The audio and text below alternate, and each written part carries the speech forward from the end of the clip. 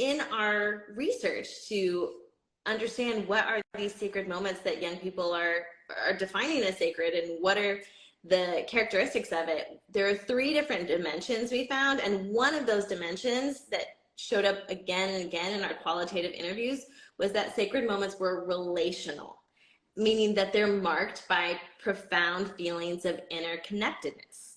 So I think this virtual series you offered relates to that relational component. Even though it was individual spiritual practices, there was a unifying effect. So can you speak to that? Did you see this series connect with folks across different ages and generations?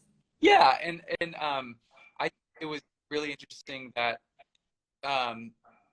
people talked about them afterwards. I mean, more people than watched them even. I mean, we're not a huge church, but and so all it takes is a handful of people to watch and then talk about it, and it would come up at committee meetings or after church and coffee hour, and other people would then talk about it, and then it was kind of a community building thing. And some of the kind of homework put people in direct communication with one another and encouraged relation, with other human beings, with family, with the earth, and with God. And but it was meaningful. Again, the story of that family that came together in a new way. And but I feel like I did get lots of bubbling up little stories about somebody who tried something and it helped them, and then another person thought, huh. I love that. I love that there were these breakout conversations, that it wasn't just a virtual experience that people just had isolated doom scrolling, like you said before, but that it was showing up in these in-person encounters. And this hybrid existence that I'm alluding to there is really the bread and butter for Gen Z.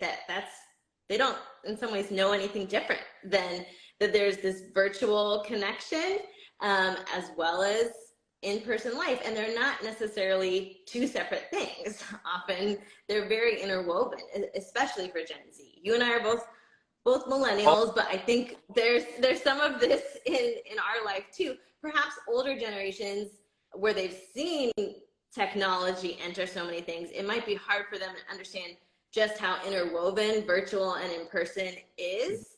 And in exploring sacred moments and sacred encounters for Gen Z, we wanted to understand, where do these happen? Are they in virtual spaces? Are they only in person when you're out in nature, or are they a combination? And so we found that about 1/4, actually 26% of young people ages 13 to 25 told us that they have experienced a sacred moment on more than one occasion while online.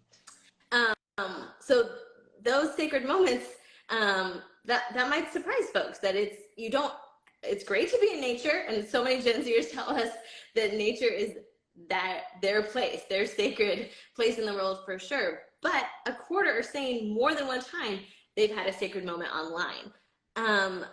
So that might surprise folks, but since your series did have this hybrid component to it, I know even sometimes the invitations, you were telling people to do things through their phone, through technology, listen to this Spotify playlist, but sometimes it was the opposite.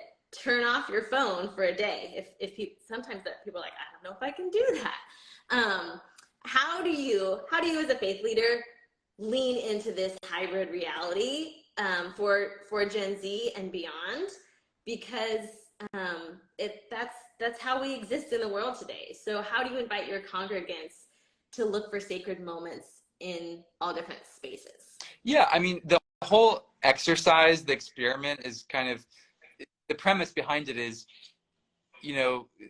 this virtual space can be holy ground, and it can be claimed as holy ground if we name it as that, and we help people experience such. And people are busy. That I think people have 30 seconds maybe for their pastor giving them a little, hi, how's it going, here's a pastor tip for the day.